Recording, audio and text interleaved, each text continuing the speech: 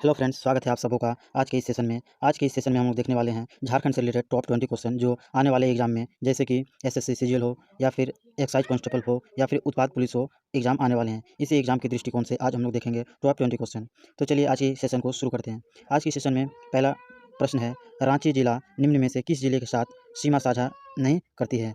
तो ऑप्शन है आपके सामने लातेहार, हजारीबाग, गुमला, पूर्वी सिंहभूम। तो इसके सही आंसर हो जाएंगे पूर्वी सिंहभूम। पूर्वी सिंहभूम जिले जो है रांची के साथ सीमा साझा नहीं करते। ये देख रहे हैं आप मैप के साथ में जो है उत्तर में है रामगढ़, हजारीबाग, दक्षिण उत्तर में है सॉरी फ्रेंड्स उत्तर पश्चिम में है लातेहार, पश्चिम में है लोहरदगा, जबकि दक्षिण में है खूंटी और पूर्व में पश्चिम बंगाल राज्य से स्पर्श करते हैं। जबकि पश्चिमी सिंहभूम उसके जस्ट नीचे हैं, जो रांची जिला के साथ साझा नहीं करते हैं। रांची जिला से एक फैक्ट याद रखना है फ्रेंड्स। रांची जिले की स्थापना जो हुई थी, रांची जिले की स्थापना 1899 में हुई थी। रांची जिले की स्थापना 1899 में हुई थी। और इसे एक और क्वेश्चन याद रखना है फ्रेंड्स, रांची नगर निगम की स्थापना कब की गई थी? तो रांची नगर निगम की स्थापना 1979 में की गई थी। 1979 में रांची नगर निगम की स्थापना की गई थी। ऑप्शन है फ्रेंड्स यहाँ हजारीबाग। तो हजारीबाग जिले की स्थापना कब की गई थी? तो हजारीबाग जिले की स्थापना की गई थी 1884 में हजारीबाग जिले की स्थापना की गई थी। तो हमने देखा फ्रेंड्स, 3 इसमें डेट देखा। रांची जिले की स्थापना 1899 में हुई थी और रांची नगर निगम की स्थापना 1879 में हुई थी और हजारीबाग जिले की स्थापना 1884 में हुई थी। नेक्स्ट क्वेश्चन की तरफ आगे बढ़ते हैं फ्रेंड्स। नेक्स्ट क्वेश्चन है, बड़े पत्थर पर आदि मानव द्वारा निर्मित चित्र, खुला सूर्य मंदिर एवं शैल चित्र, दीर्घा चित्र झारखंड के किस स्थान से प्राप्त हुए हैं? तो झारखंड के किस स्थान से प्राप्त हुए हैं? तो इसका आंसर हो जाएंगे इसको पहाड़ से। इसको नामक पहाड़ से क्या प्राप्त हुए हैं? खुला सूर्य मंदिर और शैल चित्र प्राप्त हुए हैं। ये देखिए फ्रेंड्स, ये मैप में हमने लगा रखा है खुला सूर्य मंदिर। खुला सूर्य मंदिर कहाँ स्थित है? तो खुला सूर्य मंदिर जो है रांची से 39 किलोमीटर दूर स्थित रांची के टाटा रोड स्थित पर यह सूर्य मंदिर स्थित है, यानी कि रांची में अवस्थित है। इसको पहाड़ के अलावा फ्रेंड्स अगर पूछे कि सीतागढ़ पहाड़ कहाँ स्थित है, तो सीतागढ़ पहाड़ हो जाएंगे आपके हजारीबाग जिले में अवस्थित है। सीतागढ़ पहाड़ कहाँ स्थित है? हजारीबाग जिले में स्थित है। और इसको पहाड़ कहाँ स्थित है? तो इसको पहाड़ हो जाएंगे रांची में। और इसको पहाड़ पे ही कौन से मंदिर अवस्थित है? तो खुला सूर्य मंदिर अवस्थित है। नेक्स्ट क्वेश्चन है, ईतखोरी से किस शासक के शिलालेख की प्राप्ति हुई थी? ईतखोरी जो जगह है कहाँ स्थित है? चतरा में। चतरा में ईतखोरी शहर से किस शासक के शिलालेख की प्राप्ति हुई थी? तो इसके आंसर हो जाएंगे महेंद्रपाल राजा की जो है शिलालेख प्राप्त हुए थे ईतखोरी चतरा से।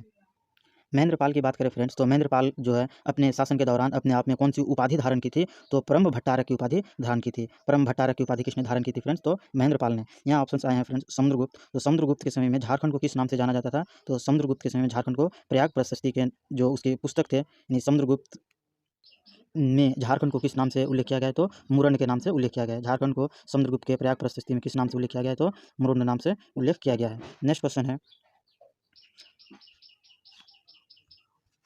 शेर खां ने अपने किस सेनापति को झारखंड के पलामू क्षेत्र के चेरो शासक महारथ चेरो पर आक्रमण कर उसका दमन करने के लिए भेजा था?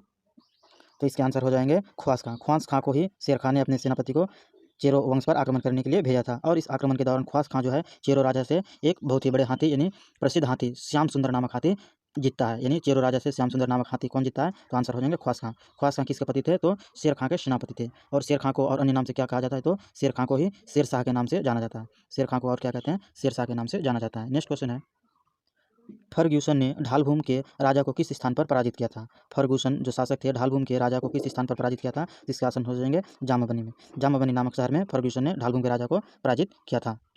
यहाँ ऑप्शन आए हैं फ्रेंड्स, जमशेदपुर के जस्ट अगल बगल का एरिया ही है जामबनी। तो जमशेदपुर से एक फैक्ट याद रखना है फ्रेंड्स, जमशेदपुर जो है स्वर्णरेखा नदी के किनारे अवस्थित है। जमशेदपुर शहर जो है स्वर्णरेखा नदी के किनारे अवस्थित है। और सरायकेला जिले की स्थापना की बात करें फ्रेंड्स, तो इसकी स्थापना हाल ही में 2001 में की गई थी, यानी झारखंड गठन के बाद 2001 में इसकी स्थापना की गई थी। और सरायकेला की बात करें तो सरायकेला जो है झारखंड का 22वां जिला है। सरायकेला झारखंड का कितनावां जिला है? 22वां जिला है।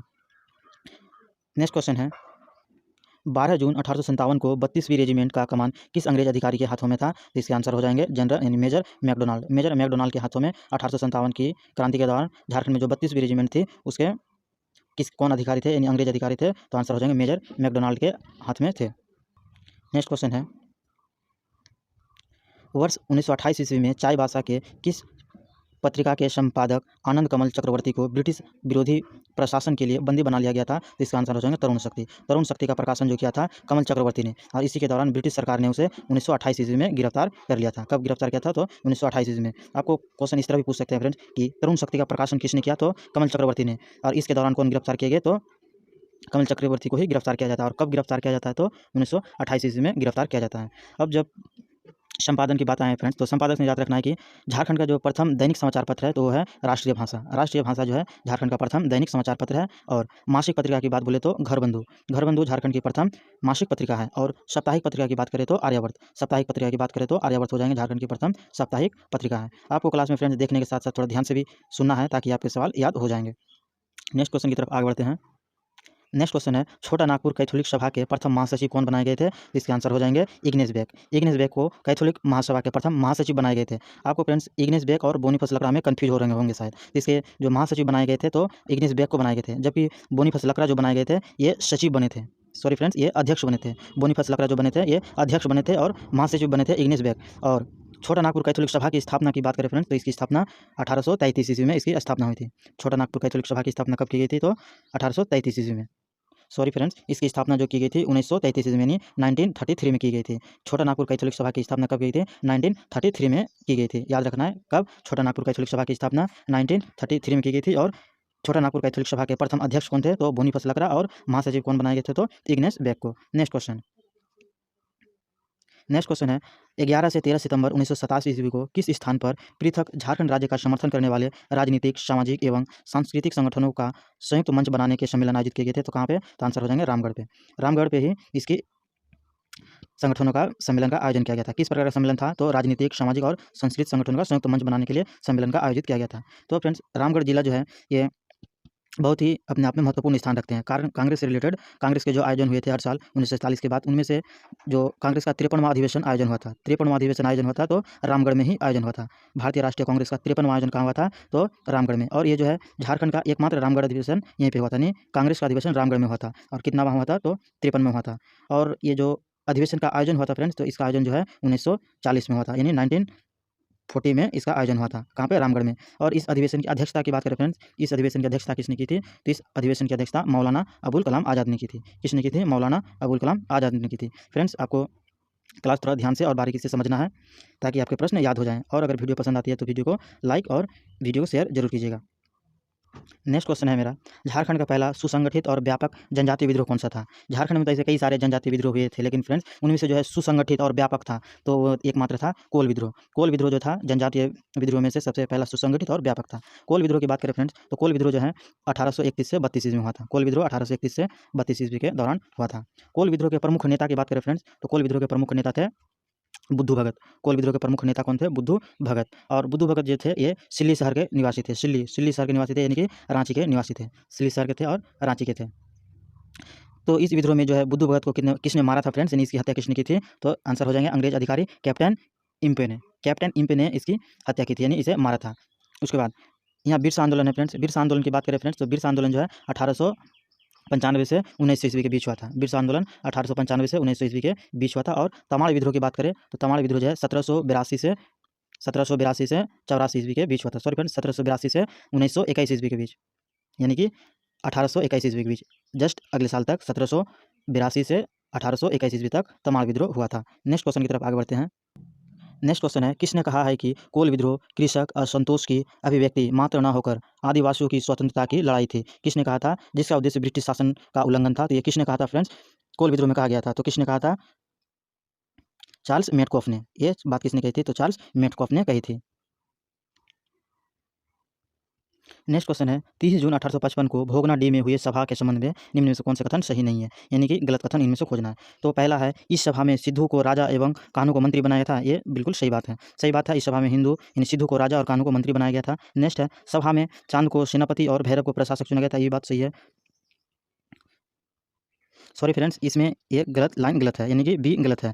सभा में चांद को सेनापति और भैरव को प्रशासक, ये बात गलत है इस दृष्टिकोण से कि चांद को प्रशासक बनाया गया था। चांद को प्रशासक बनाया गया था जबकि भैरव को सेनापति बताया गया था। ये लाइन गलत है, यानी स्थान परिवर्तन हो चुके हैं, यानी बी नंबर इसके आंसर हो जाएंगे। उसके बाद इस सभा में करीब 400 गाँवों के 600 संथाल एकत्र हुए थे। ये बात सही है। कब बात किए थे? तो 1855 ईस्वी में। 1855 की बात करें फ्रेंड्स, तो 1855 में संथाल विद्रोह हुआ था। 1855 से 56 ईस्वी के बीच संथाल विद्रोह हुआ था। और इस विद्रोह में एक महत्वपूर्ण नारा दी गई थी फ्रेंड्स कि इसी में अपना देश अपना राज का नारा दिया गया था। संथाल विद्रोह में ही अपना देश अपना राज का नारा दिया गया था। और ये नारा किसने दी थी? तो सिद्धू कान्हू मुर्मू, चांद भैरव तथा फूलो झानू ने इस नारा को प्रमुखता प्रदान की थी। संथाल विद्रोह में प्रमुख 6 नेता थे फ्रेंड्स, जो एक ही परिवार से थे, सिद्धो कानू, चांद भैरव और फूलो झानू, जो सारे के सारे झारखंड के महत्वपूर्ण क्रांतिकारी में भूमिका निभाए हैं। नेक्स्ट क्वेश्चन है, निम्न में से यह कथन किसका है? दीकुओं से अब हमारी लड़ाई होगी और उनके खून से जमीन इस तरह लाल होगी जैसे लाल झंडा। ये बात तो बहुत ही महत्वपूर्ण कही है फ्रेंड्स, क्रांतिकारी बात। दीकुओं से अब हमारी लड़ाई होगी और उनके खून से जमीन इस तरह लाल होगी जैसे लाल झंडा। ये बात किसने कहा है फ्रेंड्स? तो ये बात जो है बिरसा मुंडा जी ने कही थी, बिरसा मुंडा जी ने कही थी। उसके बाद बिरसा मुंडा की बात करें अगर फ्रेंड्स, तो बिरसा मुंडा का जन्म 1875 ईस्वी में हुई थी, यानी 1875 में हुई थी। बिरसा मुंडा का जन्म कब हुई थी? 1875 में हुई थी। और बिरसा आंदोलन की बात करें फ्रेंड्स, तो बिरसा आंदोलन कब से कब चलते हैं? तो 1895 से 1900 ईस्वी तक चलते हैं। 1895 से 1900 ईस्वी तक कौन से विद्रोह चलते हैं? मुंडा विद्रोह चलते हैं। मुंडा विद्रोह की बात करें फ्रेंड्स, तो मुंडा विद्रोह का जो मुख्य केंद्र था, तो मुंडा विद्रोह का मुख्य केंद्र खूंटी जिला था। मुंडा विद्रोह का मुख्य केंद्र कहाँ था? खूंटी जिला। खूंटी जिला की बात करें फ्रेंड्स, अभी हमने जस्ट पहले सवाल में देखा कि खूंटी जिला जो थे रांची जिला के जस्ट दक्षिण में थे। कौन सा जिला? खूंटी जिला। तिलका मांझी की बात करें फ्रेंड्स, तो तिलका मांझी आंदोलन जो हुआ था 1883 से 50 ईस्वी में तिलका आंदोलन हुआ था। 1883 से 50 ईस्वी में तिलका आंदोलन हुआ था। नेक्स्ट क्वेश्चन है, चाईबासा का मैदान झारखंड के किस धरातल स्वरूप का हिस्सा है? तो इसका आंसर हो जाएंगे निचली नदी घाटी मैदानी क्षेत्र का। क्या है? क्योंकि चाईबासा का मैदान जो है ये दक्षिणी झारखंड में है। चाईबासा का मैदान जो यहाँ देख रहे हैं फ्रेंड्स, कोल्हन पहाड़ी के जस्ट ऊपर चाईबासा का मैदान, तो ये किस इलाका है? तो यानी पश्चिमी सिंहभूम का इलाका है। और पश्चिमी सिंहभूम से 2 प्रकार की नदी गुजरती है। पश्चिमी सिंहभूम से जाती है खरकई नदी, और इधर रांची से होते हुए पूर्वी सिंहभूम के इलाका से गुजरती है स्वर्णरेखा नदी। तो इसलिए इसको कहा जाता है निचली नदी घाटी एवं मैदानी क्षेत्र। निचली नदी घाटी एवं मैदानी क्षेत्र, क्योंकि नदी गुजरती है खरकई नदी और स्वर्णरेखा नदी, और मैदानी क्षेत्र होने की वजह से चाईबासा का मैदान का धरातलीय स्वरूप कैसा है? तो निचली नदी घाटी और मैदानी क्षेत्र। पाट क्षेत्र की बात करें फ्रेंड्स, तो यहाँ पाट क्षेत्र यहाँ दिख ही रहा है। पाट क्षेत्र किस जिले में स्थित है? तो लोहरदगा गुमला इलाका लेकर पाट क्षेत्र अवस्थित है। रांची का पठार जो जस्ट रांची में ही है, रांची का पठार रांची में ही स्थित है। रांची का पठार कहाँ स्थित है? रांची में ही स्थित है। हजारीबाग की पठार फ्रेंड्स उसी जिले के नाम से हजारीबाग में अवस्थित है। हजारीबाग के पठार को 2 भागों में बांटा गया है, उत्तरी हजारीबाग का पठार और निचली हजारीबाग का पठार, यानी हजारीबाग पठार को 2 भागों में बांटा गया है। नेक्स्ट क्वेश्चन है, फुलझर नदी झारखंड के किस जिले में बहती है? तो इसके आंसर हो जाएंगे फुलझर नदी जो है लोहरदगा जिले में बहती है। फुलझर नदी किस जिले में बहती है? तो लोहरदगा की बात करें फ्रेंड्स, लोहरदगा जिले की स्थापना 1983 में इसकी स्थापना हुई थी। लोहरदगा जिले की स्थापना 1983 में हुई थी। इसे फ्रेंड्स प्रत्येक जिला को आपको कंठस्थ कर लेना है अच्छी तरह। जिले से रिलेटेड सवाल पूछते ही हैं, यानी जिले की स्थापना कब हुई थी और किस राज्य से अलग हुई थी, ये क्वेश्चन बहुत बार पूछे जाते हैं। तो आपको याद रखना है 1983 में किसकी स्थापना हुई थी? लोहरदगा की। और लोहरदगा में कौन सी नदी बहती है? तो फुलझर नदी बहती है। लोहरदगा में और एक अन्य नदी बहती है फ्रेंड्स, दक्षिणी कोयल नदी। दक्षिणी कोयल नदी जो है लोहरदगा में बहती है। लोहरदगा से एक क्वेश्चन और बनता है फ्रेंड्स, लोहरदगा जो जिले हैं ये सर्वाधिक न्यूनतम जनजाति वाला इलाका, यानी न्यूनतम जनजाति वाले इलाके हैं लोहरदगा। न्यूनतम जनजाति वाले इलाका है लोहरदगा। पूर्वी सिंहभूम की बात करें फ्रेंड्स, पूर्वी सिंहभूम में एकमात्र नदी गुजरती है स्वर्णरेखा नदी, जो जस्ट हमने देखा है। पूर्वी सिंहभूम से एक नदी गुजरती है, तो स्वर्णरेखा नदी। चतरा की बात करें फ्रेंड्स, तो चतरा में एक बहुत ही महत्वपूर्ण जलप्रपात है फ्रेंड्स, डूमेर सुमेर जलप्रपात जो है कहाँ स्थित है? तो चतरा में। डूमेर सुमेर जलप्रपात चतरा में, और चतरा से ही एक अन्य नदी का उद्गम होते हैं, औरंगा नदी, सॉरी फ्रेंड्स अमानत नदी। अमानत नदी जो है चतरा से ही निकलती है, यानी चतरा में बहती है अमानत नदी, लोहरदगा में बहती है फुलझर नदी और दक्षिण कोयल नदी। और साहिबगंज तो जानते ही होंगे फ्रेंड्स, झारखंड की एकमात्र गंगा नगरी साहिबगंज, यानी झारखंड के साहिबगंज जिले के किनारे से होकर गंगा नदी बहती है। नेक्स्ट क्वेश्चन है, बोकारो जलप्रपात झारखंड के किस जिले में स्थित है? बोकारो जलप्रपात झारखंड के किस जिले में स्थित है? तो इसके आंसर हो जाएंगे हजारीबाग। यहाँ बोकारो देखकर फ्रेंड्स आपको बोकारो नहीं मारना है, क्योंकि बोकारो जलप्रपात जो है ये हजारीबाग जिले में अवस्थित है, ना कि बोकारो में स्थित है। बोकारो जलप्रपात कहाँ स्थित है? हजारीबाग में। ये जो नक्शा मैप है फ्रेंड्स, ये बोकारो जलप्रपात है जो हजारीबाग जिले में स्थित है। चतरा की बात करें फ्रेंड्स, अभी तो देखा हमने डूमेर सुमेर जलप्रपात चतरा में। उसके बाद कोडरमा की बात करें, तो कोडरमा में कौन सी जलप्रपात अवस्थित है? तो कोडरमा में सतवागन जलप्रपात कोडरमा में अवस्थित है। कौन सी जलप्रपात फ्रेंड्स? सतवागन। कोडरमा में कौन सी जलप्रपात है? तो सतवागन। और हजारीबाग में एक और अन्य जलप्रपात याद रखना है फ्रेंड्स, सूरजकुंड जलप्रपात जो है कहाँ स्थित है? हजारीबाग में स्थित है। अब नेक्स्ट क्वेश्चन की तरफ आगे बढ़ते हैं फ्रेंड्स। नेक्स्ट क्वेश्चन है, निम्न में से विचार कीजिए। ततलोई गर्म जलकुंड दुमका के पलासी के पास भूरभूरी नदी के तट पर अवस्थित है। बात तो सही है, ततलोई बांध गर्म जलकुंड है दुमका के पलासी के पास भूरभूरी नदी के तट पर अवस्थित है। तपात पानी गर्म जलकुंड दुमका के पास मोर नदी के तट पर अवस्थित है। ये बात सही है, तपात पानी गर्म जलकुंड दुमका के पास मोर नदी के किनारे अवस्थित है। ताता पानी फ्रेंड गर्म जलकुंड झारखंड के लातेहार जिला में है, ये बात सही है। ताता पानी गर्म जलकुंड झारखंड के लातेहार जिला में है। जबकि तेतुलिया धनबाद में बराकर नदी पर अवस्थित है, ये बात गलत है। तेतुलिया जो है फ्रेंड्स ये धनबाद में ऑलरेडी है, लेकिन ये जो नदी के उल्लेख किए हैं बराकर नदी पे, ये बराकर नदी के किनारे नहीं है, ये दामोदर नदी के किनारे अवस्थित है। तेतुलिया जलप्रपात कहाँ मतलब किस नदी के किनारे अवस्थित है? तो बोकारो नदी के किनारे अवस्थित है और धनबाद में अवस्थित है, यानी आपका आंसर हो जाएंगे ए नंबर हो जाएंगे। ABC तीनों सही है, जबकि तेतुलिया बांध जो है ये दामोदर नदी के किनारे अवस्थित है। नेक्स्ट क्वेश्चन है, झारखंड का अधिकतम तापमान कितना अंक गया है, तो इनसे आंसर हो जाएंगे 45 डिग्री। झारखंड का अधिकतम तापमान कितना अंक गया है, तो 45 डिग्री। झारखंड में बात करें फ्रेंड्स, झारखंड में सर्वाधिक गर्म वाला स्थान की बात करें तो जमशेदपुर हो जाएंगे। झारखंड में सबसे गर्म स्थान जमशेदपुर, और सबसे ठंडा स्थान बोले तो नेतरहाट। नेतरहाट जो लातेहार जिले में स्थित है, सबसे ठंडा क्षेत्र नेतरहाट। और सबसे गर्म महीने की बात करें फ्रेंड्स झारखंड में, तो सबसे गर्म महीने की बात करें तो आंसर हो जाएंगे मई महीना। झारखंड में सर्वाधिक गर्म महीने मई महीना हो जाएंगे। और सबसे ठंडी महीना हो जाएंगे जनवरी। सबसे ठंडी महीना जनवरी, सबसे गर्म महीना मई, और सबसे ठंडा क्षेत्र तो पाट क्षेत्र यानी नेतरहाट का एरिया पाट क्षेत्र, और सबसे गर्म की बात करें तो जमशेदपुर का इलाका। नेक्स्ट क्वेश्चन है, झारखंड में कितने प्रकार की मिट्टी पाई जाती है? इसके आंसर हो जाएंगे 6 प्रकार के। 6 प्रकार के मिट्टी पाए जाते हैं झारखंड में। अब 6 मिट्टी प्रकार के नाम देख लेते हैं फ्रेंड्स। सबसे पहला है लाल मिट्टी। लाल मिट्टी का एरिया देख रहे हैं फ्रेंड्स, ये जो है पूरे झारखंड में लगभग ये इस तरह से पूरे झारखंड में लाल मिट्टी का एरिया है। नेक्स्ट है काली मिट्टी। तो काली मिट्टी आपको यहीं दिख रहे होंगे एकमात्र, जो दुमका और धनबाद देवघर इलाका लेकर रहा है। कौन सी मिट्टी? तो काली मिट्टी। लेटराइट मिट्टी की बात करें फ्रेंड्स, तो लेटराइट मिट्टी जो है ये उत्तरी सीमावर्ती इलाकों में पाए जाते हैं। सॉरी फ्रेंड्स, लेटराइट मिट्टी जो है 3 जगहों पर पाए जाते हैं, यानी पाट क्षेत्र, इधर पाट क्षेत्र गुमला के साइड में, और इधर साहेबगंज और पाकुड़ के इलाके में हो जाएंगे लेटराइट मिट्टी, और जस्ट पूर्वी सिंहभूम के आखिरी किनारा में हो जाएंगे लेटराइट मिट्टी। रेतीली मिट्टी की बात करें फ्रेंड्स, तो रेतीली मिट्टी हो जाएंगे ये उत्तरी वाला इलाके, उत्तरी सीमावर्ती इलाके, झारखंड के उत्तरी सीमावर्ती इलाके हो जाएंगे जलोढ़ मिट्टी। नेक्स्ट है अभ्रक मूलक मिट्टी की बात करें तो ये हो जाएंगे अभ्रक मूलक मिट्टी, ये कोडरमा का इलाका अभ्रक मूलक मिट्टी। यानी झारखंड में 6 प्रकार की मिट्टी पाई जाती है, लाल मिट्टी, काली मिट्टी, लेटराइट मिट्टी, रेतीली मिट्टी, जलोढ़ मिट्टी और अभ्रक मूलक मिट्टी। नेक्स्ट क्वेश्चन है, आज की सेशन का आखिरी प्रश्न फ्रेंड्स, झारखंड में कितने किस्म का ला उत्पादन किया जाता है? तो इसके सही आंसर हो जाएंगे 4 प्रकार के। झारखंड में ला का उत्पादन जो है 4 किस्म का उगाया जाता है। अब चारों किस्म का नाम देख लेते हैं फ्रेंड्स।